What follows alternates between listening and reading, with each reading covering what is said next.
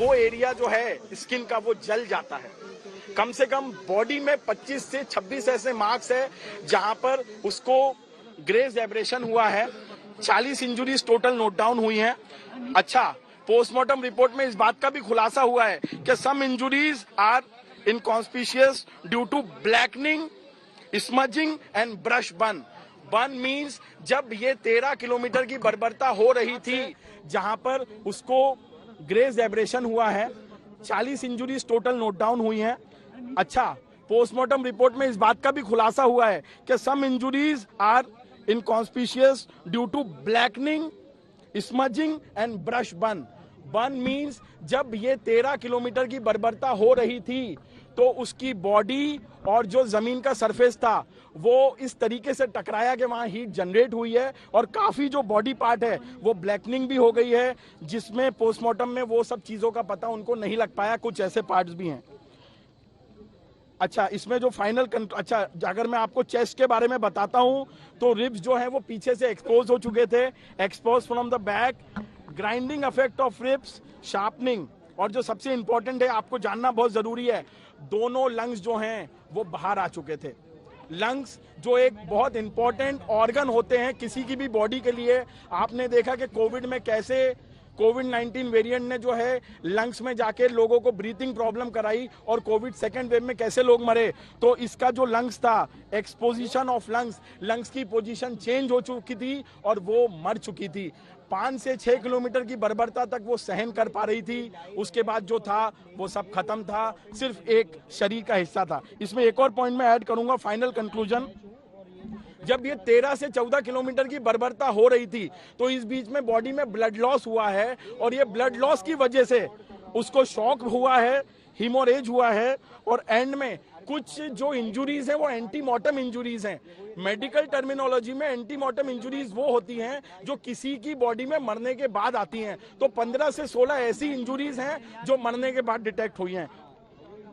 Injuries produced by blood and the last word जो आपको note करना पड़ेगा, जो ये प्रूफ करता है कि ये जो है एक सैडिज्म मर्डर है, that is the death is due to vehicular dragging. आप ये वर्ड नोट करिए, it is a vehicular dragging. So ये जो 13 किलोमीटर की बर्बरता हुई है इसके कारण ये मर्डर हुआ है, प्रॉपर प्लान मर्डर था। मैं मीडिया के माध्यम से निधि के सारे आरोपों को बेबुनियाद बताता हूं। और एक चीज और मैं बोलना चाहता हूं मीडिया पे, एक इंसिडेंट होता है, 2 लोग एक ही स्कूटी पे हैं, एक बच्ची के साथ इतना घनन अपराध हो जाता है वो मर जाती है और एक बच्ची जो है वो सडनली एक साइड हीरोइन की तरह 75 घंटे 80 घंटे गायब होती है और सडनली प्लांट होती है कि भैया मैं भी उस वाक्य में थी और ऐसा ऐसा हुआ। तो मैं निधि के सारे आरोपों को बेबुनियाद बताता हूं।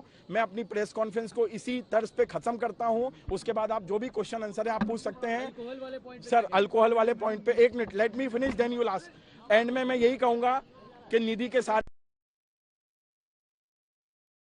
इंसाफ की मांग कर रहे हैं और इस पूरे घटनाक्रम को वो मर्डर बता रहे हैं और प्लान तरीके से की गई हत्या बता रहे हैं और अपनी बातों को रख रहे थे। लेकिन इसी बीच आपको बता दें, दिल्ली के डेप्यूटी सीएम मनीष सिसोदिया की बात करें तो वो भी पहुंचे परिजनों के पास और मुलाकात उन्होंने की है। लेकिन देखिए, अंजलि की बॉडी के साथ ब्रेन नहीं मिला, ये कहना है परिजनों का।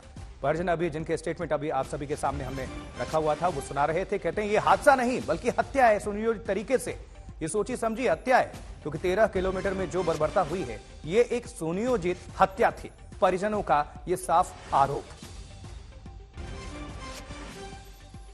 और वहीं अंजलि के परिजन कह रहे हैं कि दोनों लंग्स क्षतिग्रस्त, अंजलि की बॉडी के साथ ब्रेन भी नहीं मिला, अंजलि के साथ 13 किलोमीटर तक बर्बरता हुई है और ये हादसा नहीं है बल्कि हत्या है। ये प्लान्ड तरीके से ये हत्या को अंजाम दिया गया है और जो एक दोस्त थी वो पूरी तरह से सुरक्षित, वो 75-80 घंटे तक गायब, आखिर हाजरा क्या है, ये जांच की बात है। तो परिजन साफ तौर पर आरोप लगा रहे हैं, कह रहे हैं कि ये एक सुनियोजित हत्या थी, प्लान्ड। ऐसा तो हो ही नहीं सकता, कैसा म्यूजिक था और कैसी इग्नोरेंस थी वो, ये दरिंदगी के अलावा कुछ नहीं था। आज मैं परिवार से मिला हूँ और बहुत दुखद है। वो लड़की, वो बिटिया अकेला कमाने वाली थी परिवार में, छोटे भाई बहन हैं, बड़े भाई बहन हैं, माँ है उसकी बीमार है। कल सीएम साहब ने भी माता जी से बात की थी और जो भी उनके इलाज में जरूरत पड़ेगी वो सरकार की ओर से पूरा करवाएंगे। उनका डायलिसिस होता है वो सरकार की ओर से लगातार होता रहेगा। सरकार की ओर से जो 10 लाख रुपए इस पॉलिसी के तहत दिया जा सकता है वो सीएम साहब ने मैक्सिमम की घोषणा की है। साथ साथ इनके परिवार की यहाँ मांग थी कि भाई हमारे परिवार में किसी व्यक्ति को तुरंत नौकरी पे भी रखा जाए, तो हमने उनके परिवार से कुछ लोगों के कागज लिए हैं और जल्द से जल्द उनको किसी तरह का रोजगार दिलाने की कोशिश करेंगे। उनको अभी परिवार बहुत गरीब है, तो अभी भी कुछ जरूरत है, तो मैंने अपने पार्षदों को और एमएलएज को कहा है कि यहाँ से लोकली सामाजिक रूप से भी तुरंत मदद करें और सरकार की ओर से भी पूरी मदद रहेगी, नौकरी के लिए भी मदद। तो मनीष सिसोदिया को भी आप सुन रहे थे और अंजलि के परिवार से मुलाकात की है मनीष सिसोदिया ने। और साथ ही आपको यह भी बता दें, सिसोदिया के साथ आम आदमी पार्टी के तमाम नेता वहां पर पहुंचे हुए थे और उन्होंने परिजनों को ढांढस बंधाया और भरोसा दिया है कि न्याय मिलेगा। कांझा वाला केस अंजलि के परिवार से मिले मनीष सिसोदिया और उन्होंने अपनी बातों को रखा और ये भी कहा कि परिवार गरीब है और मैंने स्थानीय अपने नेताओं को आदेश दिया है, निर्देश दिया है कि वो हर संभव मदद करें। सिसोदिया के साथ कई आम आदमी पार्टी के नेता भी मौजूद, लेकिन परिजनों का आरोप कि यह हादसा नहीं है बल्कि हत्या है, सुनियोजित तरीके से अंजाम दिया गया।